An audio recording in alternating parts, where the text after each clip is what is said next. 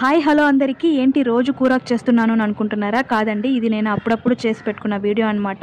రోజుకొకటి upload చేయడం వల్ల మీకు అలా అనిపిస్తుంది. యాక్చువల్లీ కూరాకు చాలా హెల్త్కి మంచిదండి. అందువల్ల నేను వీక్లీ ఒక 2 టైమ్స్ చేయడానికి ట్రై చేస్తూ ఉంటాను. మనం నాన్ వెజ్ తీసుకున్నంత దాంతో ఈక్వల్గా ఉంటుందండి దీంట్లో స్ట్రెంత్ అయితే. అందువల్ల నేను రెగ్యులర్గా చేస్తూ ఉంటాను.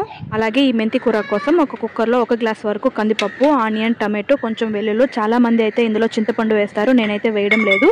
మన కారానికి సరిపడ్డ ఎండుమిర్చి, 6 పచ్చిమిర్చి ఏదో ఒకటి వేసుకొని 4 నుంచి 5 విజిల్ వచ్చాక దాన్ని బాగా మెదుపుకోవాలండి.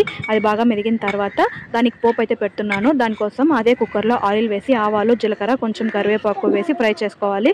ఆ తర్వాత మనం ముందుగా రెడీ చేసుకున్న కూరకైతే అందులో వేసుకొని సాల్ట్ అయితే అడ్జస్ట్ చేసుకుంటే మనకు మెంతి కూరకు పప్పు అయితే రెడీ అయిపోతుంది. అలాగే మీలో ఎంతమందికి ఈ మెంతి కూరకు పప్పు ఇష్టమో నాకు కామెంట్ చేయండి.